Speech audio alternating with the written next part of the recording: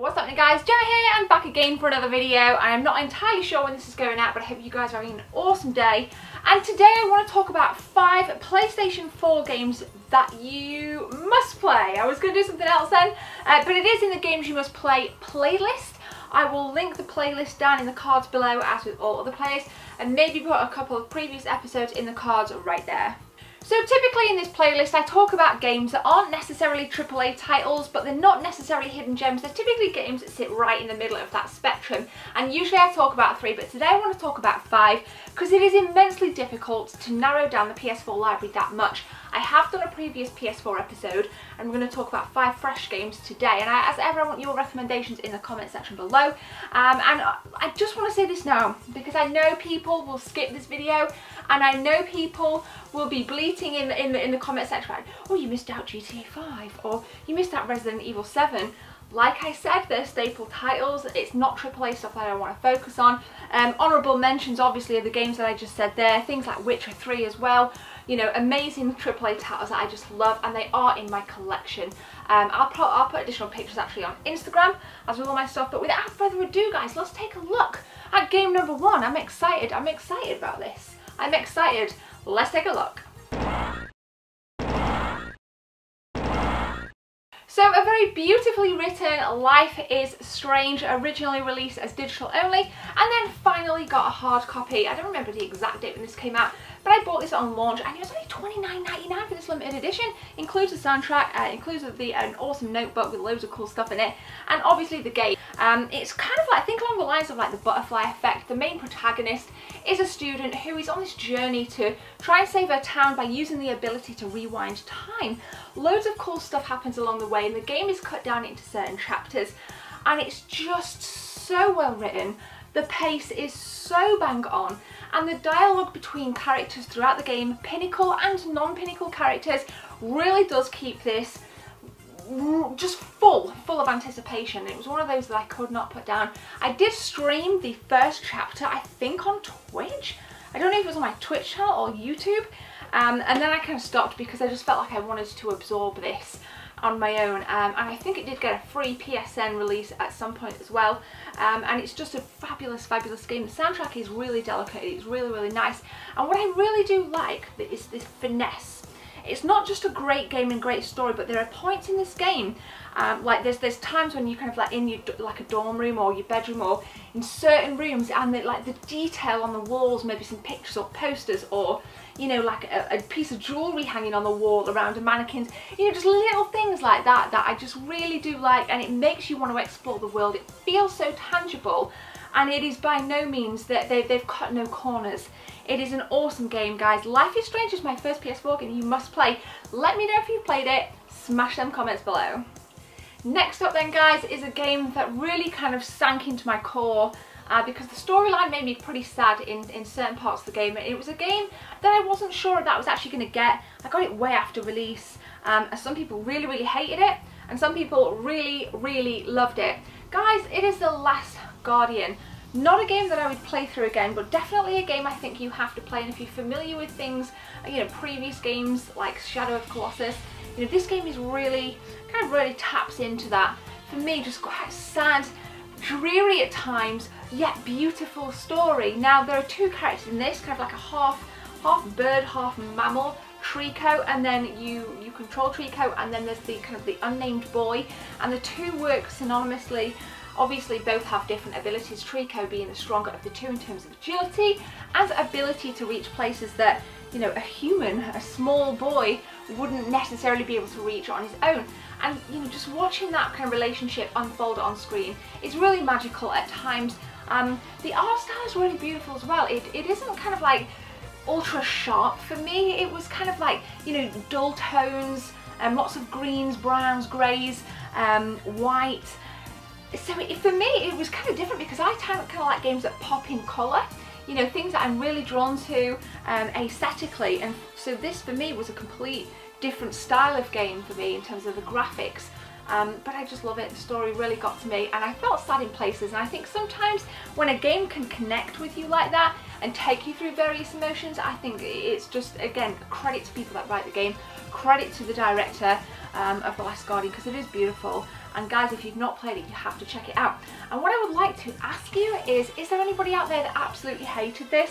Because I was so 50-50, I did put it out on my social media, and people were like, no, avoid it, or wait till it comes down in price. I did wait till it came down in price. And at first, I kind of regretted it, because it's like this, you know, the pace was a bit too slow. It really does start out, kind of throws you in the middle of this kind of ruined castle. And you have to unshackle Trico, and I'll kind of leave it there. I won't, you know, go into it any further. And there wasn't much about the environment to suggest that there were any clues on how to do that, so it really did kind of keep me guessing. And I thought, I wanted something a bit more pacey, but I stuck with it. So stick with it. That is my #1 tip for this game. Stick with it. You've got to experience it, guys. Last Guardian is my second game. PS4, you must play. Next up then, guys, is a completely different game to the previous two that I've just shown, with such finesse and such an ability to make you feel sad. And this is the complete opposite. This is a first-person arena-based shooter, Killing Floor 2. I think last month it was free on PSN if you weren't lucky enough to get it. It is going pretty cheap online and on in high street stores as well. Now, I streamed a lot of this. I did stream a lot of this, and I have had a ton of fun. It is super fast-paced. Now, like I said, you have different arenas. There's quite a few arenas to choose from, but you do go through them pretty quickly, so be mindful that at times this can get pretty monotonous if you binge play. So I would recommend you maybe go for a couple of hours at a time, put it down for a week or two, and then go back to it in order to keep that motivation going to play it. And there's a ton of different weapons, a ton of different armor, like, you know, layers you can get, and it's friggin' awesome fun to play with friends. I did play this with a couple of people, a couple of you guys actually that watched me stream it on YouTube, so you guys joined in.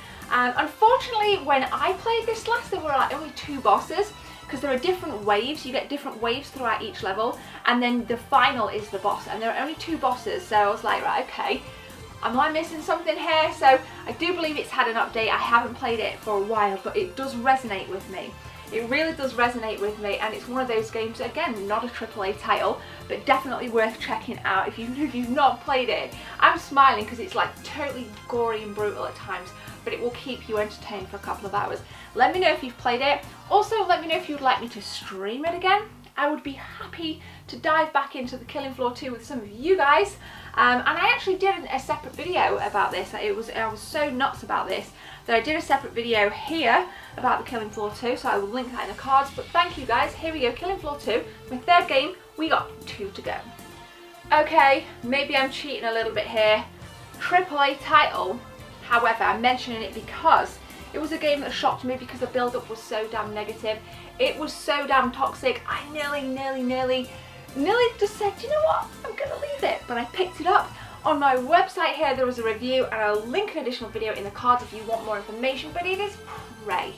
Prey shocked me. Prey is probably my biggest shock of 2017, and I know there are still a lot of haters out there, and that's why I want to talk about it again. First person shooter, absolutely amazing. It doesn't really follow the ethos of the previous Prey games, so if you are kind of a fan of the franchise, don't even, you know, kind of expect the same experience, because this is kind of, you know, almost a standalone. Now, you start off and you are in your apartment and you navigate around your apartment, and at first it seems pretty dull. The textures do lack in certain places, but it does have a certain art and graphical style that runs consistent throughout the game. So I started to kind of settle into that and think, actually the graphics are pretty damn powerful in this. There is a twist within the first 15 minutes of this game that blew my mind, and I was like, wow, this game really opened up within 15 minutes. I thought it was going to be so generic, but the story took that twist and it motivated me to carry on playing, because I felt a little bit betrayed. I felt a little bit angry in those first moments of the game, and I wanted to continue playing, and continue playing I did. This is an awesome game, and I would recommend going and following the official Prey Twitter, because they've got some really good stuff up. There is some really good stuff circulating on Prey's official Twitter, some really nice kind of fan art, some behind the scenes art style, some art work from kind of pre-release, so go and check it out. Really good game, guys, you've got to check it out. Prey is the 4th PS4 game you must play in this little haul. Now, if you know me personally, which none of you really do, if you know me on YouTube, which I hope a lot of you do, You will know that horror has been a running theme. I'm a huge fan of horror games, streamed like and completed Resident Evil 1, Resident Evil 7, halfway through Resi 4, Outlast 2. Like, I love connecting with you guys through my horror streams, and I started to stream this again. Guys, it's pretty old now. Alien Isolation, this being the Ripley edition because I wanted the DLC from the original cast to play. I think it was Crew Expendable, the additional DLC that was bundled in with this. And it is just so, for me it is so, it's still so relevant in 2017. I think it came out in 2014 and it's not aged that well. I say not aged that well because the mechanics feel a little bit lacking now. I don't know if that's just me. Graphically it does hold up. Atmospherically it is at its strongest. If you're a fan of the Alien quadrilogy, and I know some of you are because we've talked about it on social media, just follow me here by the way guys if you want to join in on some of that conversation. The atmosphere is amazing, the xenomorph looks fantastic, you know, the just having like, you know, having your, totally forgot the name of it, your kind of motion tracker, hearing it in the Turtle Beach headset, it just feels so true to life and it just feels awesome. And I really do love this game. I love the little things that you find on desks, like the you know, the cool little bookends and things on desks, you know, so it has that little finesse as well. You can read little leaflets on the wall that make the environment feel tangible, that make me actually want to play this and go and watch the entire quadrilogy back to back. Like, I just feel so excited about this game, and Creative Assembly did a really good job. Again, if you know me, you'll hear me say the story about 2014's EGX when I sat in on a huge dev session on this, and they used a lot of the original sound files, they used a lot of the original artwork, they used some sound effects that were filmed for the film, the original film, that didn't make the final cut, and they brought it into this. So this actually has real elements from the original film that were never used. So it's so damn good. I love this game. I would never get rid of any of my PS4 games, but this is like this is awesome. Creative Assembly, thank you very much. I would love to see more from that development studio. And that concludes my 5 PS4 games you must play. So there we go, ladies and gentlemen, that is a bit of Sony love right there. I want to thank you guys for watching as always, and if you have any recommendations and you can add value to this video, smash them comments below or tweet at me, however, whatever suits you guys really. I appreciate the support. I just want to keep reiterating that. Unfortunately the weather's pretty crap today, so I hope where you are you're having a great time, but for now guys, I will be back very soon. My name is Gemma, take care, see you soon.